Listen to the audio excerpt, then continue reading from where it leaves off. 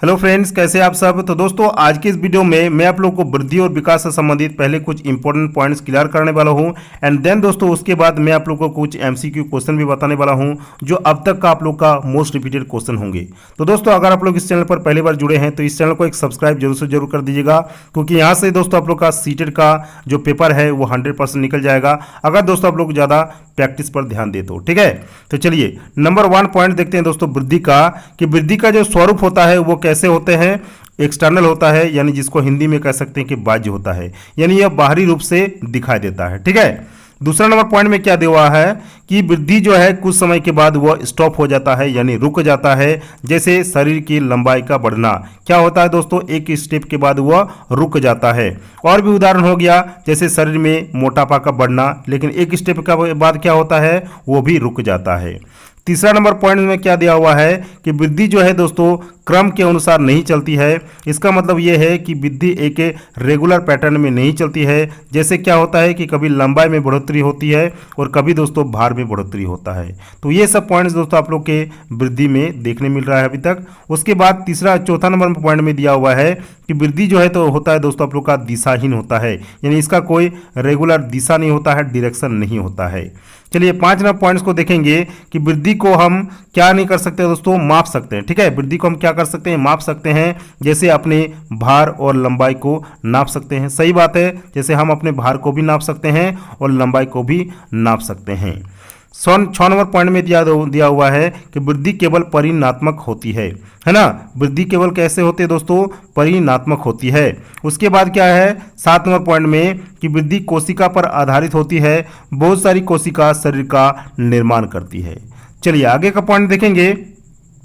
8 number point में दिया हुआ है कि वृद्धि से विकास हो भी सकता है और नहीं भी हो सकता है। जैसे मोटापे के साथ व्यक्ति बुद्धिमान भी हो सकता है और बुद्धि भी हो सकता है। सही बात है कि नहीं। तो वृद्धि जो है दोस्तों विकास से भी हो सकता है। चलिए आगे बढ़ेंगे।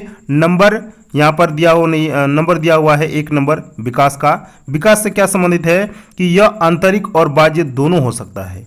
इसमें दोस्तों क्या होता है आप लोग का, ये बाहरी तौर पर भी होता है और आंतरिक तौर पर भी होता है, यानी एक्सटर्नल और इंटरनल इसमें दोनों शामिल होता है।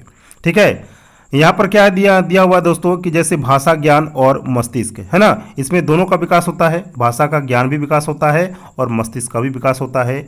दूसरा नंबर पॉइंट में दिया हुआ है कि यह जीवन भर चलता है ना, यानी माँ के गर्भ से लेकर कब्र तक ये दोस्तों आप लोग का चलते रहता है। तीसरा नंबर पॉइंट में दिया हुआ है कि विकास का निश्चित क्रम होता है। जैसे हम जितना चाहें विकास उतना हो सकता है। सही बात है। उसके बाद का पॉइंट है 4 नंबर में कि विकास की एक निश्चित दिशा होती है, यानी एक क्या होता है दोस्तों, इसमें सर्टेन डायरेक्शन होता है। ठीक है, चलिए आगे बढ़ेंगे।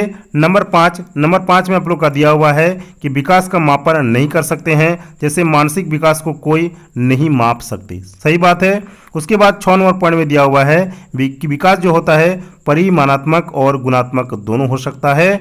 उसके बाद है 7 नंबर में कि विकास संगठनात्मक तरीके से होता है, क्योंकि विकास सभी विकास का संगठन है। चलिए 8 नंबर पॉइंट को देख लेते हैं। 8 नंबर पॉइंट में आप लोग का दिया हुआ है कि विकास बुद्धि के बिना भी संभव है। जैसे शारीरिक वृद्धि में कमी, लेकिन बुद्धि में क्या होता है दोस्तों, वृद्धि होता है। तो ये सब कुछ इंपॉर्टेंट पॉइंट्स है दोस्तों VVI, जो आप लोग को अच्छे से अपने कॉपी में नोट डाउन करते जाना है। और उसके बाद दोस्तों मैं आप लोग को यहाँ पर कुछ क्वेश्चन भी करा दे रहा हूँ। ठीक है, देखिए नंबर 1 सवाल क्या है कि विकास का क्या अर्थ है। ऑप्शन 1 में दिया हुआ है कि विकास एक सतत प्रक्रिया है। ऑप्शन बी में है कि विकास जीवन भर चलने वाली प्रक्रिया है। ऑप्शन सी में है विकास पराधीनता से स्वायत्तता की ओर होता है। और ऑप्शन डी में है उपयुक्त में से सभी। इस क्वेश्चन का आपका राइट आंसर हो जाएगा दोस्तों ऑप्शन नंबर डी, यानी ये तीनों के तीनों दोस्तों आप लोग का राइट हो जाएगा। तो ऑप्शन नंबर डी इस क्वेश्चन का राइट आंसर यहाँ पर हो जाएगा। चलिए नंबर 2 सवाल।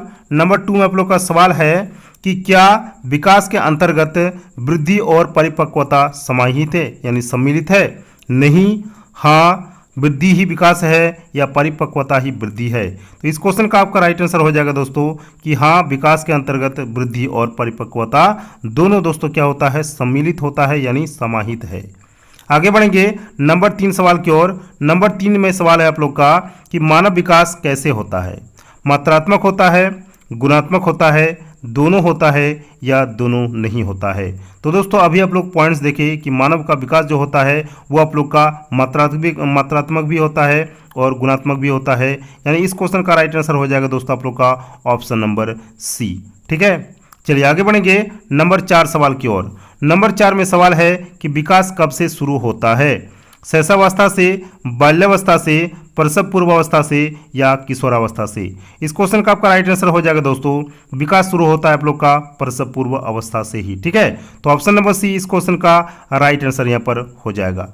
आगे बढ़ेंगे नंबर 5 की ओर। नंबर 5 में आप लोग का सवाल दिया हुआ है कि आप एक शिक्षक हैं, सही बात है, और अपनी कक्षा में कुछ छात्रों को चुनकर 6 महीने में उनमें होने वाले विकास की रिपोर्ट तैयार करना चाहते हैं, तो आप क्या करेंगे। ऑप्शन 1 में दिया हुआ है कि प्रत्येक महीने उनकी लंबाई को नापेंगे। ऑप्शन बी में है प्रत्येक महीने उनका वजन तोलेंगे। ऑप्शन सी में है प्रत्येक महीने उनकी रुचियां, आदतें, दृष्टिकोण, स्वभाव, व्यक्तित्व, व्यवहार आदि में होने वाले परिवर्तन को पता करेंगे। और ऑप्शन डी में दिया हुआ है कि प्रत्येक महीना उनके शारीरिक आकार को नापेंगे। इस क्वेश्चन का आपका राइट आंसर हो जाएगा दोस्तों, परफेक्ट आंसर आप लोग का हो जाएगा सी। यानी क्या होगा दोस्तों कि प्रत्येक महीने उनकी रुचियां, आदतें, उसके बाद दृष्टिकोण, स्वभाव, व्यक्तित्व, व्यवहार आदि में होने वाले सभी परिवर्तन को दोस्तों क्या करेंगे, पता लगाएंगे। आगे आप लोग का सवाल है नंबर 6। नंबर 6 में सवाल है कि निम्नलिखित में से कौन बुद्धि का एक प्रकार नहीं है। ए नंबर में है तरल बुद्धि, बी नंबर में है क्रिस्टलीकृत बुद्धि, ऑप्शन सी में है भावात्मक बुद्धिमत्ता, ऑप्शन डी में है दिया हुआ दोस्तों आध्यात्मिक बुद्धि। ठीक है, इन सब में से दोस्तों आप लोग का तरल बुद्धि, उसके बाद क्रिस्टलीकृत बुद्धि, भावनात्मक बुद्धिमत्ता, लेकिन दोस्तों आप लोग का जो आध्यात्मिक बुद्धि है ये दोस्तों आप लोग का बुद्धि का एक प्रकार नहीं है। तो ऑप्शन नंबर डी इस क्वेश्चन का आप लोग का क्या हो जाएगा, राइट आंसर। ठीक है, चलिए आगे बढ़ेंगे नंबर 7। नंबर 7 में सवाल है कि कोलबर्ग के सिद्धांत में निम्नलिखित में से कौन नैतिक विकास का चरण नहीं है। ऑप्शन 1 में दिया हुआ है पूर्व परंपरागत स्तर, ऑप्शन बी में है पारंपरिक स्तर, ऑप्शन सी में है उत्तर परंपरागत स्तर और ऑप्शन डी में है संक्रमणकालीन। ठीक है, संक्रमणकालीन स्तर। तो इस क्वेश्चन का आपका राइट आंसर हो जाएगा दोस्तों ऑप्शन नंबर डी, यानी संक्रमणकालीन स्तर, जो कि नैतिक विकास का एक चरण यहाँ पर नहीं है। आगे है आप लोग का सवाल 8 नंबर। 8 नंबर में है कि निम्नलिखित में से कौन सा संज्ञानात्मक विकास के पूर्व संचालन चरण की विशेषता नहीं है। ऑप्शन 1 में दिया हुआ है बच्चे भाषा का प्रयोग करना सीखते हैं, ऑप्शन बी में है बच्चे में प्रतीकात्मक सोच विकसित होती है, ऑप्शन सी में है बच्चे अहंकारी होते हैं, या ऑप्शन डी में दोस्तों बच्चे संरक्षण नहीं कर पाते हैं। इस क्वेश्चन का आपका राइट आंसर हो जाएगा दोस्तों बच्चे संरक्षण नहीं कर पाते हैं, और ये दोस्तों संज्ञानात्मक विकास के पूर्व संचालन चरण की एक विशेषता नहीं है। आगे बढ़ेंगे दोस्तों नंबर 9 की ओर। नंबर 9 में सवाल दिया हुआ है कि निम्नलिखित में से कौन सा किशोरावस्था का विकासात्मक कार्य नहीं है।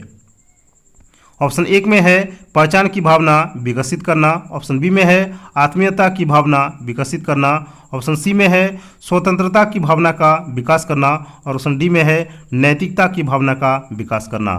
तो दोस्तों किशोरावस्था का विकासात्मक कार्य नहीं है, वो आप लोग का हो जाएगा नैतिकता की भावना का विकास। ठीक है, तो ऑप्शन नंबर डी इस क्वेश्चन का राइट आंसर यहाँ पर हो जाएगा।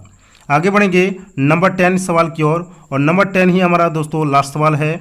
देखिए निम्नलिखित में से कौन सा वयस्कता का विकासात्मक कार्य नहीं है।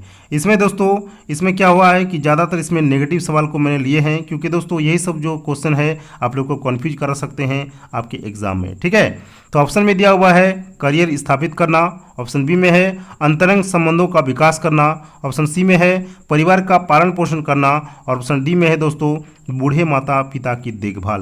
तो इस क्वेश्चन का आपका राइट आंसर हो जाएगा दोस्तों बूढ़े माता पिता की जो देखभाल है वो वयस्कता का विकासात्मक कार्य नहीं है। ऑप्शन नंबर डी इस क्वेश्चन का राइट आंसर यहाँ पर हो जाएगा। तो ये था दोस्तों आप लोग का कुछ मोस्ट रिपीटेड एमसीक्यू क्वेश्चन वृद्धि और विकास से। अगर दोस्तों आप लोग को वीडियो अच्छा लगा तो वीडियो को एक लाइक कीजिए, चैनल पर अगर पहली बार आए हैं तो चैनल को सब्सक्राइब जरूर से जरूर कीजिएगा। मिलते हैं नेक्स्ट वीडियो में किसी और टॉपिक के साथ, तब तक के लिए जय हिंद, जय भारत, वंदे मातरम।